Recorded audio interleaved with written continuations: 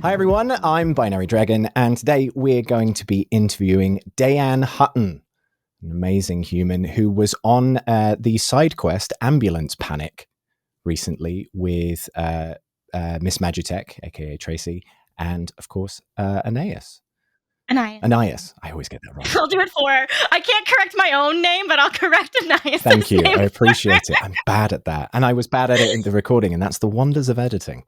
But I'll leave this bit in because I'm going to be honest about it. But it's lovely to have you back. How have you been? I've been good. I hurt my foot a bit, so I'm dealing with that. But other than that, things are great. Good. I'm glad. So first off, you were on the show. You did a good old, it was about 4 hours we recorded, I think. And people may have heard the show and enjoyed your character, but they might not know who you are. So why don't you introduce yourself to our audience? Sure. My name's Dayanne Hutton. I'm an actor, streamer, content creator, things and stuff. And I played TeesieT on Ambulance Panic, or Girls Night Out, as you were telling me. Yeah. It has been fantastic. Yeah, the community has called it the Girls Night Out, which has been really cute. And you can talk more about that in the Discord, everyone. Hey. Shameless plug. But talking of shameless plugs, you're not only a player of TTRPGs, you're also a voice actor. And so how have you found that? What kind of acting have you found yourself falling into the most? Well, I mean, as is the way of acting, it's less falling into and more working really hard for anything you can get sometimes. But I did actually truly fall into voiceover back in 2013 because I was repped across the board, which means an agency signed me and they put me in all their departments. They had a TV film department, a commercial department, and a voiceover department. So they're like, okay, we'll represent you for all of these. And so I would just do voiceover auditions, la-di-da, this would be cool. I would record on my phone, usually in my car. And that would be how I booked Life is Strange in 2013. It's wild to think about it now, especially now since COVID. Everyone has professional home setups, but I was literally just on my bed in my room, let's read these lines into my iPhone. And so you found a lot of joy in VO, I suppose. Yeah. So I loved working on Life is Strange. It changed my life in many different ways. But then I kind of both wasn't pursuing VO and also was having a difficult time continuing to pursue it.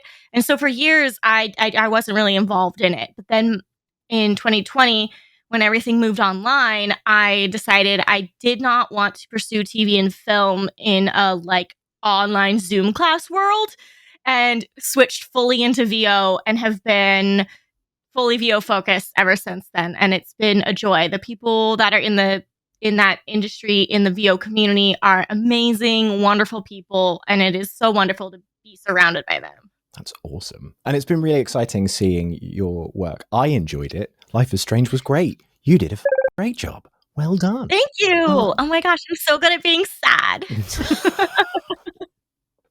All right. Well, moving back into obviously the one of the main reasons you're here, TTRPGs. I did have a question about what your favorite project was, but it feels like it might have been Life is Strange so far. Yeah, I mean, I've had the privilege of working on a lot of really incredible projects, but Life is Strange is definitely up there on the list. Top 3 for sure. Actually, before we move on to the TTRPG, I do have one more question about that. Yeah. Do you find that because they've remade it and re-released the things you've been in, that it creates a resurgence of sort of professional attention? Obviously, the social media attention is there because you're in the credits, but the project coming back and being successful again, does that have a positive reflection on you? I'm not sure. It's very interesting. There really isn't a professional. I don't know. It's different in that world. It's when things come out for voiceover, you don't really get professional attention in the same way you would if you were in a hit show, right, or a good film. It's way less I don't know, it just doesn't matter as much to people. They're like, cool, you were in that game. There's 1,000 people in 1,000 games. Like, what do you want? Right. Which sounds harsh, but it's kind of just the acting world. But definitely, I mean, even before the remake, something beautiful about Life is Strange is that people are constantly finding it for the first time. Yeah, big time. Which I didn't think would be a thing. But, no, I did. It joined Game Pass. You could play it for free for a while. Like, who wouldn't try it out? That's the most fun thing about that kind of service is you get to see the. I interrupted you terribly, and I'm very sorry. Oh my god, no, but you're fine. Life is Strange is not your typical video game anyway, and so it already has that bulking point of like, I can't slash and blow things up. No, you can't. But if you just give it an extra minute, it's really good storytelling. Yeah, and I've always when I would stream, I'd have people be like, "I just played it," and I'm like, "Really? Great! Like, hi, welcome. Everyone else here is a fan too. You're in good company. Like, that's great. It's really fun." But TTRPGs, I was going to clap, but that's bad for audio, so I'm not going to. So TTRPGs. Now, what brought you to cyberpunkred? Was that your starting point? Where did you start TTRPG wise? Sure. So I started maybe 5 or 6 years ago. I started a D&D campaign with a group of friends, not streamed, not just for us. I had been interested in it for a while and really wanted to try it, and finally had a friend who was like, "Hey, I've DM'd one-shots. I've never done a full campaign. Let me run one for you and our friends." And so that was like the first taste. And then probably right around when the pandemic hit, a friend of mine reached out to be in a D&D show on Twitch, which we've been doing since then on Monday nights, -1 charisma. And that was my other taste. And then ever since then, I just like run around the internet, like begging people to let me be in like one-shots or like shorter campaigns because it's so fun. I mean, I'm an actor. It's just like theater of the mind. You're improving. It's good people. Like, what's not to love? I completely agree. I absolutely adore it. It's so much fun. That's great. So what's been your favorite, first off, what's been your favorite campaign you've played so far? And secondly, what's been your favorite system you've played so far? And are they different? That's interesting. Yeah, I guess I didn't really answer how I came to cyberpunkred. Throw that in here. That'll work. Throw it in. I'll toss it in. So through my like internet, like, hey, let's do stuff. Let me be in your thing. I got to be in a one-shot stream of Alice is Missing, which is an incredible game that's all done based on like text-based. You don't speak at all. And the creator, Spencer, was in the chat and loved like the stream, and we kept in touch. And he's like, if you ever want me to run one shot on your channel, just let me know. And so I took him up on that a few times, and then he invited me to do a play test, which is where I met Anais, who was like, hey, we're doing a cyberpunkred show. You should be a part of it if you'd like. And I said, absolutely. I love learning new things.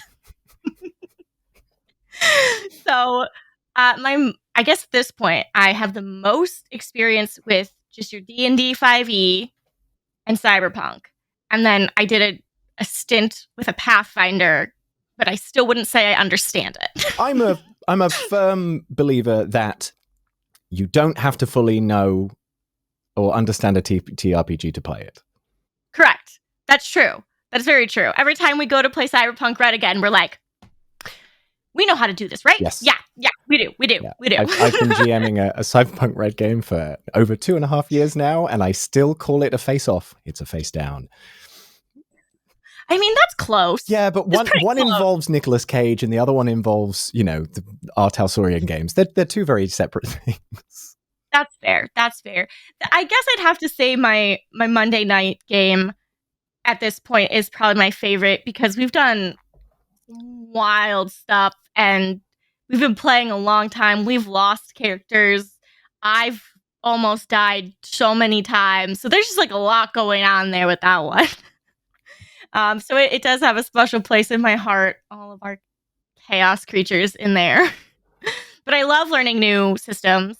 And I actually have like this seed of a brain idea of like some YouTube content where I go around getting taught different systems by different GMs. I saw you tweet about that.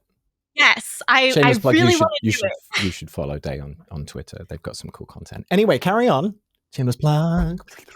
Hey, but yeah, my idea is to grab different GMs I've worked with and played with and met, and in my head I figure everyone's got an unknown system that they really enjoy that they wish more people knew about, and so I want to like bring them on to do one shots or like two shots. Is that a thing? Is that a term? I don't know. I think it is. Yeah, a two-parter. There's nothing wrong with that. Yeah, like a two-parter, and bring different friends to learn different systems, and then it would be both entertaining and educational. So yeah, it's a really good idea. I know a GM that would be very interested in talking to you, so just let's talk about that momentarily after this recording.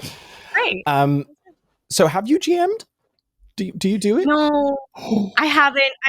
It's very intimidating. But I am excited for this new. It's not a game. It's not a program. Fablecraft is where it's like online and it's kind of like almost like not plug and play. I don't want to say, but basically, I'm really excited for Fablecraft to come out because it looks like somewhere where I can dip my toes into GMing without it being too overwhelming. Well, I mean, look, if you're nervous about GMing, you can always check out some of the GM tips I've started releasing on our YouTube channel. Shameless plug. Hey, I definitely will. We released the first one last week, and I'm going to make a bunch more. I'm excited about it. I've got some plans. Anyway, this isn't about me. It's about you. So going a bit more specific, what roles? Let's dig into some cyberpunk right now. Let's get into it. What roles have you managed to play? Because you haven't GM'd. So what roles have you managed to play as part of cyberpunkred? And do you have a favorite? I haven't done too many. So on Infinite Sided Daye, I play media, and that's really fun. I mean, not when we're in battle, but the rest of the time it's super fun. Well, I don't think. Personally, I don't think cyberpunkred is a combat game. Yeah, I mean, it's a heist game. It is a heist game. Yeah, we've done a lot of heists. And there are lots of different ways of doing heists and stuff, but I don't believe personally that cyberpunkred is about combat. If you make an entire game about combat, you should play Warhammer. It's really fun. But like I think unless you've got the role play aspect of this and are like leveraging the world, like it's just tabletop war.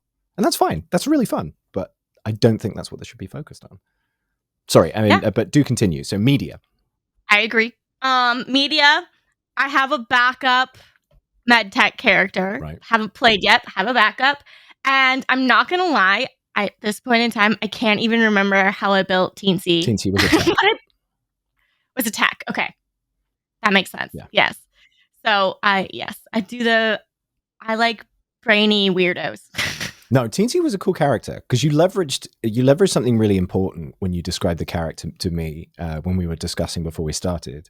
You said she's really short, and I was like, really short? And you were like, no, you don't understand. She's really short, and that difference kind of was like, oh, that means that everyone's going to treat them like a kid.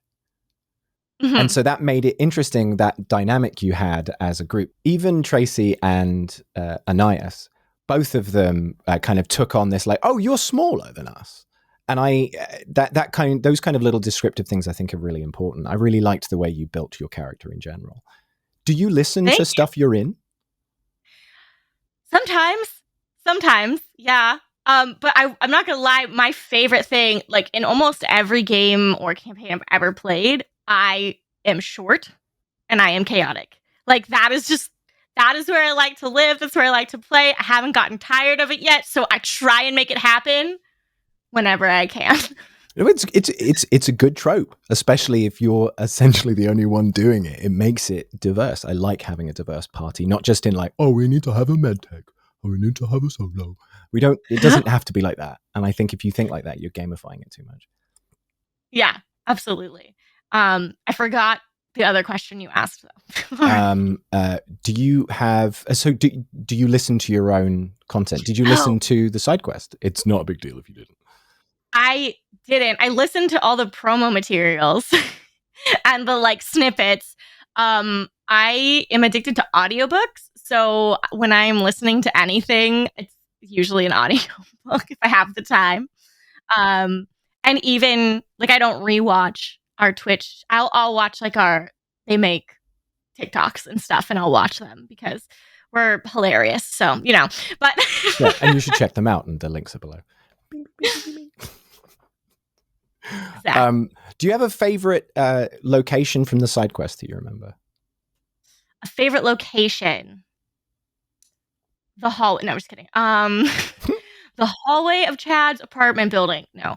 The Bubble Cafe, obviously. The Bubble Cafe was fun. I liked that a lot. Especially getting like tricked by you when I was like, oh, I'll just have caffeine, and then you're like, roll for resist torture drugs. I was like, it's caffeine. You're like, it's a drug. It's still a drug.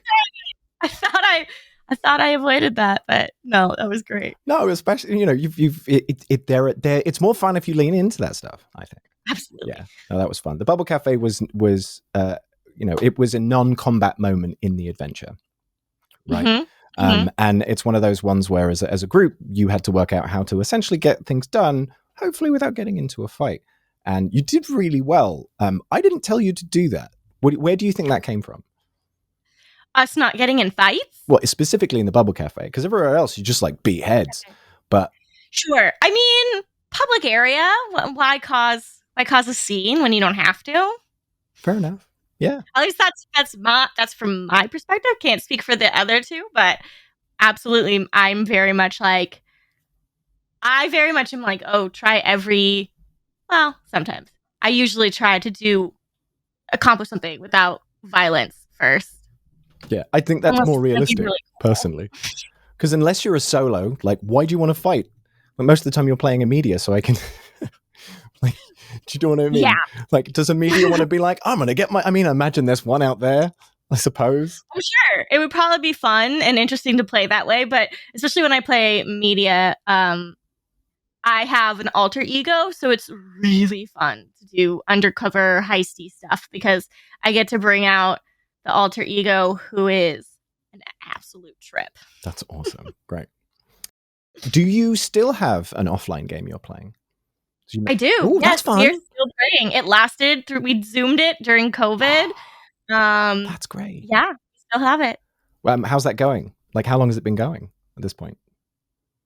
Oh my gosh, I feel like we started in 2019. Oh, no way. Yeah, that's cool. Yeah, it's been a while. I mean, we've gone months without playing because schedules are a thing, and we're doing it in person.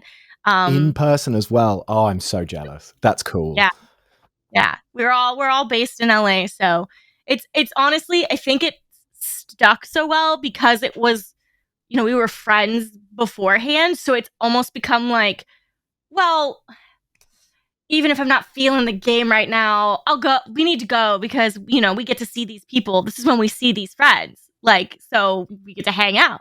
Not that, I mean, I always have a good time, but like, even if that was a thing, it's just like, oh, but it's hangout time. Right. Like there's good snacks and we get to see each other and fight people. So you've actually done something which not a lot of TTRPG creators have done. You've played in person and online in the guise of making content. Now, I am of the opinion that when you make an actual play, you play a little bit differently, just a touch, not a lot, just a little bit, where everyone has to kind of be on the same page. And sometimes you have to like meta yourself into a situation because it just feels like the right way for the story to go as a whole. Yeah. What do you see doing that in person easier, or do you prefer using a VTT? For online content? Yeah, if you're making online content, because it sounds like you love doing in person, and I would argue most people do. But when it comes to doing online content, do you think it's better to do it in person or using a VTT? Because I know that the infinite-sided dice recording schedule is pretty chocker. It's worth it because it's a really great show, but you filming for 8 to 10 hours in a row is like, whoa, mate. It's kind of fun though. Yeah, it's intense. It's like speed running cyberpunk, mate. It's like you finish a whole adventure in a day. Wow. Yeah. You literally do like 8 to 10 hours in one day, and you're like, whoa, that just happened. I mean, I honestly don't mind playing online for content making purposes. I know there are some people who are like, I really wish we were in person for this, and like, I get it. I don't mind it. But yeah, it is fun when you're actually with people and you're there. Not being in the like GM position, I don't know that we've ever felt like we have to kind of like play differently. We have had conversations of like some people feeling like, oh, well, we should do X, Y, and Z because there's people watching. But my argument was always like, no, we don't. like I know why you're thinking that, but like they really just enjoy watching us play however we want. Like, I don't think we need to like, work hard to make certain things happen. But like, that being said, I'm not on the GM side where he's probably making sure, but like, also, oh, well, I think that's important you have that opinion. And it's important you play from that position because it's not your job. I think that's the GM's job to consider that the audience is at the table. Agreed. But having players that are playing their action, not to go too actory on it, but like playing their action and playing with high stakes and doing like, that's cool. That's what I want to see. Yeah. Like in a few episodes ago for our D&D game, I play a bard and I made a deal. I'm a tiny tiefling and I'm a bard, and the DM revealed to me, first few episodes that I'm half succubus. So like, I did not do that, but I've been dealing with this like soul magic this whole time and had no clue how to use it, other than just like ripping souls out of people. And I made a deal to lose my ability to sing in order to gain knowledge of how to use my soul magic. And like, I had to do it. And I don't know, I think I would have still done it if it wasn't for an audience. But it was just that thing of like, how can I not? A bard that loses, and this is maybe my actor brain being like, oh, but a bard that loses their ability to sing, that's a story. That's a character arc. So I played it from that perspective for sure. Like that actor brain of being like, full picture story, how I have to make this deal. But that's really cool. The when the moment feels right, you lean in, right? I suppose. Yeah. That's dope. Especially if it's chaotic, because I love the chaos. So you're going to GM soon. You're going to do it. I want to. I did have someone who sent me the like, it's like a Jane Austen wedding. Yes. So I had someone like purchase it on Kickstarter and send it to me to be like, you have to GM this. Yeah. Because I was also many years ago was in a modern adaptation of Jane Austen's Emma. So like I have that like Jane Austen connection. So they were like, you're doing this. Right. I'm buying it. I'm sending it. You're figuring this out. Right. So that is on the table. That's something for people to look forward to. Yes. What's your favorite thing about cyberpunk in general? Just cyberpunk? Do you have a favorite item, character from video game or any of the games you've actually played? Is there a thing you were just like, yeah, that's cyberpunk as anything? I honestly haven't played the video game, but man, I think I just love like the gritty like bleakness of the world, where you're just like, that's cyberpunk. Like, I've never gone, and this also speaks to Dustin as a GM for Infinite Sided Dice, but literally we went like complete 180 of like 4 hours of kind of nonsense, laughter, and like chaotic good times. And on a dime, we went to like the most dire situation, and like I was so lost. Like me as a player and as the character both had no idea what to do and was being looked at as the leader. And I was just like, I don't know. We got to figure it out though. Dang. So, and like the conflict, like I've never played a game where your other party members probably don't like you as much as I have in Cyberpunk. Yeah, I think that the Cyberpunk is one of the few TTRPGs that you can play where the party can start by not liking each other, but having to work together anyway. That can create great tension, and you can build a kind of frenemy relationship over time and get really emotionally involved with each other, even though at the core, you think the other person sucks. 100%. And it's kind of a running joke with us that, like, Anais and I are actually friends, despite the fact that we are constantly arguing and disagreeing, like, in game. Like, someday we'll play characters that like each other. But as long as both players are on the same page and everyone's checking in, I think that's super important.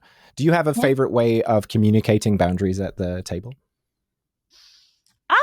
I mean, I wouldn't say I have a favorite way. It was because I'm newer, like, it was something, it's very new to me, being like, oh, here's boundaries and here's lists and here's lines and what can't even remember the terminology, like X's and whatever. Yeah, but everyone's got their own, right? Oh, yeah. Right. And so I just think it's really cool that it exists, honestly. Right. Like, because it was something so new to me and I was like, oh, love this. Yeah. This is me. Yeah, you're allowed to just say no. It's great. Yeah. Yeah. And it honestly, my funny thing, I'm always like, I don't want to be involved or witness or see any death of horses. And Dustin's like, great. There's no horses in this world, so we're fine. That's incredibly specific, but cool. Yeah. Especially for a cyberpunk game. No horse, no, Mr. Ed stays alive, you know. Yeah, kind of yeah. He's like, okay. I think we'll be able to do that. We have one question for you from the Patreon. Oh. Yeah. From Merriere. I believe that's how you say their name. They are French. So apologies, Merriere, if I got your name wrong. Do you like bubble tea in real life or IRL, or only filled with drugs in your games? I love boba. No, you're forgetting it's not boba. No, in cyberpunk, in real life though. Right. I'm kidding. Go on. Yes, but only like the classic. I don't like any of the like jelly or like maybe some popping, but yeah, just the classic. Yeah, me too. I had matcha pistachio boba the other day, and it was incredible. There's a place by me where I can get it's like half matcha, half coffee. Delightful. Bless. We live in the same city. Please tell me where that is after this. Yeah. There's a lot of them, actually. I'm down.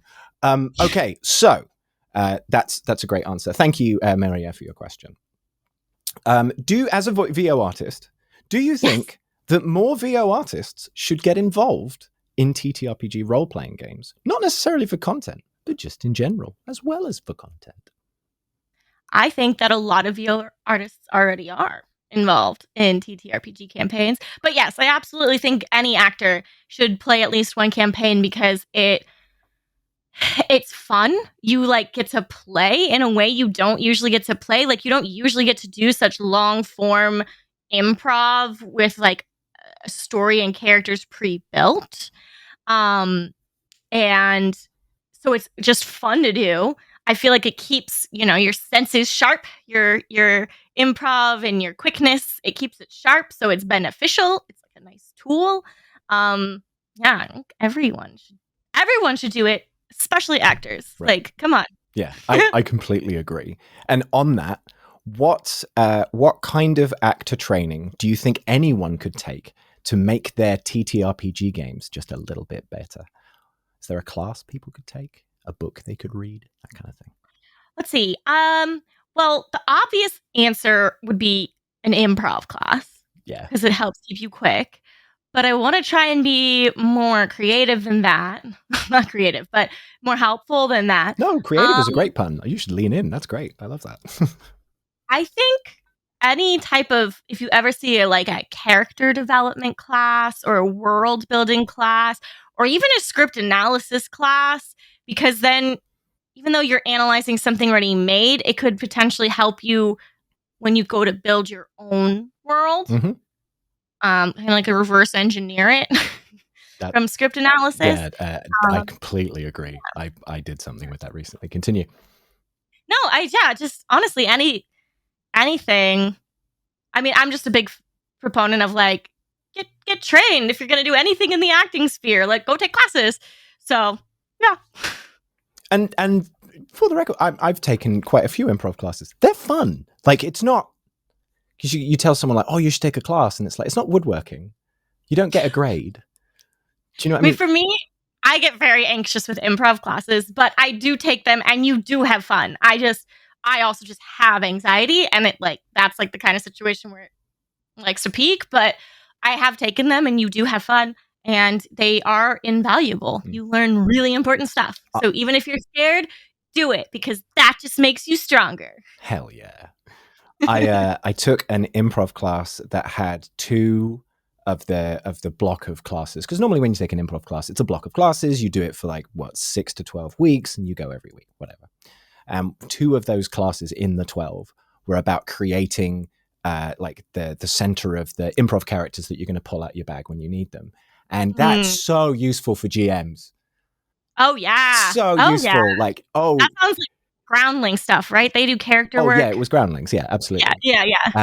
And it was fun. It was funny because it's like, sometimes somebody gives you an offer and the character you've prepped for the scene is not the one.